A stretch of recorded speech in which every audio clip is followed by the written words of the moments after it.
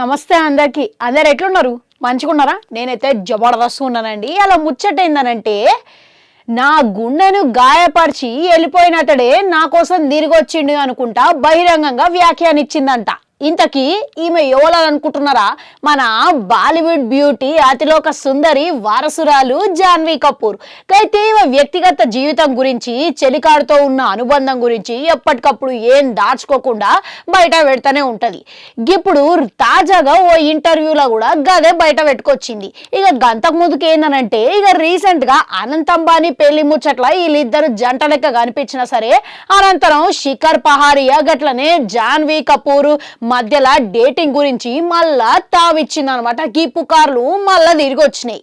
అయితే ఇక అందులో వాళ్ళని మైమర్చి మరి డాన్సులు వేసుకుంటా, స్టెప్పులు వేసుకుంటా ఇద్దరు మంచిగా కనిపించారు. ఇక దీంతో మళ్ళా పుకార్లు అనేవి షికార్లు కొడుతున్నాయి. ఇప్పుడు ఈ విషయం అనంతరం వైరల్ గా మారింది. అంతేకాకుండా గా పెళ్లిలో జరిగిన ముచ్చట వీడియో కూడా ఇప్పుడు వైరల్ అయిందనమాట.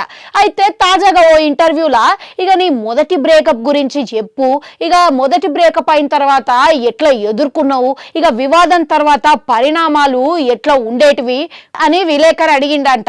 ఇక ఈమె ఏం చెప్పుకొచ్చిందంటే, నేను నా జీవితంలో ఒకటేసారి బ్రేకప్ ని ఎదుర్కొన్నా, గదిగిట్లా మళ్ళీ తిరిగి ఆ వ్యక్తియే నా దగ్గరకు వచ్చేసరికి నా గుండెని, నా హృదయాన్ని ఒక దగ్గరికి చేర్చిండు.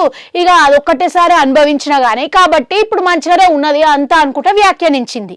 ఇక ఆడవిళ్ళకు ఇక ప్రతి నెల పీరియడ్స్ అనేవి సాధారణంగా వస్తూనే ఉంటాయి. ఇక ఆ టైంలో కొందరికి చిరాకు, కొందరికి కోపం, కొందరికి బాధ, ఇట్లాంటివి అన్ని రకరకాల మూడ్ స్వింగ్స్ అనేవి వస్తూనే ఉంటాయి. అయితే దీని పరంగా కూడా ఈమె దీని గురించి కూడా ఓపెన్ అయింది అనమాట. ఇక రిలేషన్షిప్ లో ఉన్నప్పుడు, ప్రియుడితో ఉన్నప్పుడు దీని గురించి ఎట్లా ఎదుర్కొన్నది అని అడిగిండంట. అయితే ఈమె ఏం చెప్పుకొచ్చిందనంటే, ఇక నాకు రిలేషన్షిప్ లో ఉన్న అనంతరం 2-3 సంవత్సరాల వరకు నేను ఆ నెల అంతా ఆయనకి బ్రేకప్ చెప్పేదాన్ని.